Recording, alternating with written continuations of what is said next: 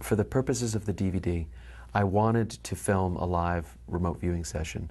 So I wanted to get an experienced coordinate remote viewing, Paul Smith, who is an extraordinary remote viewer, to do a remote viewing session for me, and he agreed to do so.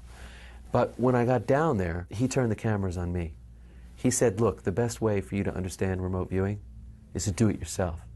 So it was a huge surprise, and I felt immensely insecure at the task of remote viewing, you know, live on camera. And I just wondered how I got myself into this predicament of me being the guy that's going to do the remote viewing when I haven't remote viewed before. What it involved was 4 different envelopes, you know, the A, B, C, and D. There was myself and my guide, and then there was the other camera crew that was going to go out to the location, you know, depending on which envelope was chosen. And we asked a third party, someone that worked at the hotel where we were staying, to come in and roll a die. And the die was rolled, and it hit, I think it was number 4, envelope number 4, which was sealed. And no one on my team, you know, knew what was in that envelope, and nobody on the other team knew, because they were just randomly stuffed envelopes with locations in Austin. And so Team B went out with this envelope, out into the parking lot, got into the car, opened up the envelope. Okay, Jenny, why don't you open the envelope and tell us where we're going?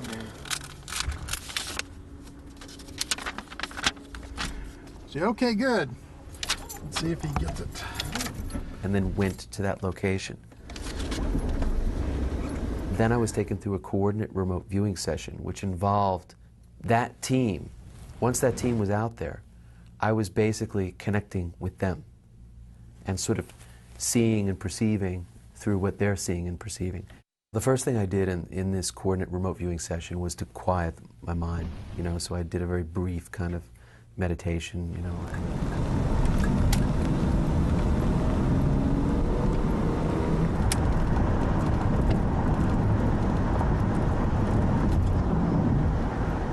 We're here. Perfect timing. The thing that I started to perceive was just, you know, definitely cars, you know, cars moving, you know, and lots of cars, and definitely a roadway, you know, and feeling that I was very close to a roadway. On that burst, I wrote cars, freeway, circles. Okay.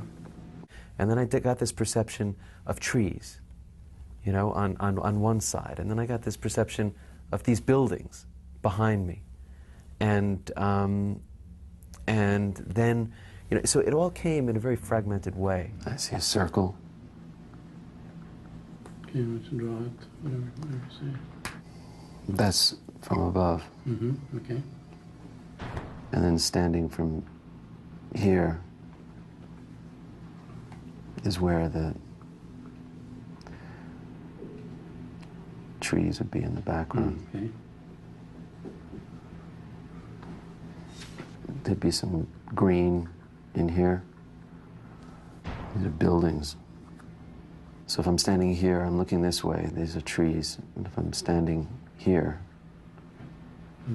looking from the trees, I see buildings. I remember the color green, you know, from the trees, you know, and but I remember also seeing the trees, and I remember the buildings and how they were very square, that they weren't like spires or anything like that. For some reason, breezy and green, again coming back. I see a face. It's a face looking down. Okay. And it's not moving. Okay.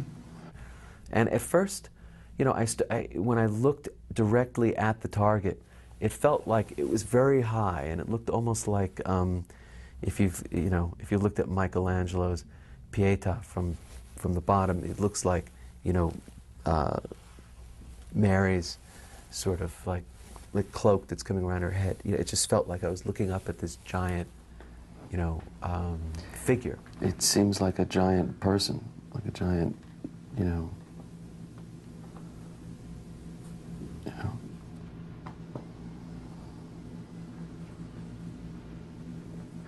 This time cement.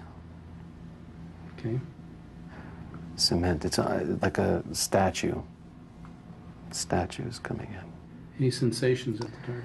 Wind. Wind. Feeling of Okay. wind.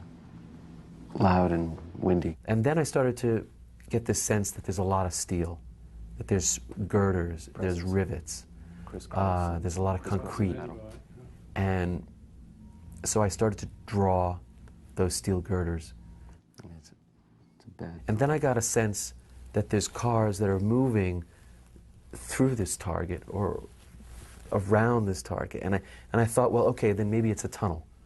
Maybe it's a tunnel, or it's, you know, and I thought it might even be a bridge, you know, but if it, you know, then the steel beams and the crisscrossing beams was something that I was trying to figure out, like what, you know, where exactly they played into it. So the fact that I'm outdoors, not indoors, you know, is pretty amazing. I mean, just to, even if I didn't get anything right in this remote viewing session, the fact that I knew that I was outdoors and that it was windy, that alone says something about, you know, the nature of what this, of the remarkable nature of what this is, you know.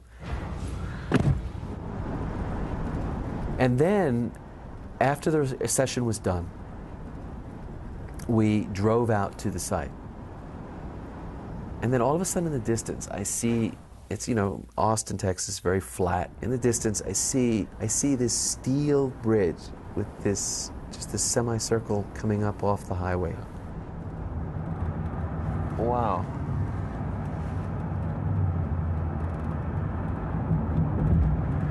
That is pretty fucking cool. Holy shit. What? That, I think that's the site. I'm pretty sure that's the site. As a matter of fact, that is definitely the site. Too bad we got to fight traffic to get back there. There's only one way to go. That is, you know what? The hairs on the back of my neck are sticking up right now. I am really spooked. It was like recognizing an old friend after 30 years of not seeing them. I mean, that was the sensation that I had. And it was just, it was one of those big, you know, holy shit moments, you know, like, oh my God, you know, this is what I really, I know that that's the target. I gotta take you through. When we get there, we'll do that. Yeah, I'm seriously freaked about this, because this is, it's amazing, the process. I've never seen this bridge before in my life. I've been to Austin once before for 2 days, but never been in this area. And we get to the bridge, and it turns out that that was the location. Jesus. Elias, look at the X-beam. So is this where you guys were? Yeah. Yeah. This is page 6. Right. Cars, bridge, freeway, circles, beams, steel, and then the drawing of these X's. You said something about water early on? I mean, there's your water. Yeah. Water. And then, for some reason, when I was looking up, I saw like almost like this face looking down on me. It had this like, that shape. Cars, black, street, and when I was thinking black, I remember at this point, I was definitely, it was that sense of asphalt, that's the smell of, smell of that black tar, you know? We actually walked up on the bridge too. Yeah. Did you? Uh-huh. We're And going to do that. And when you did that, did you smell black tar? This brand new car up there. This brand new, Smell it coming down. that's amazing.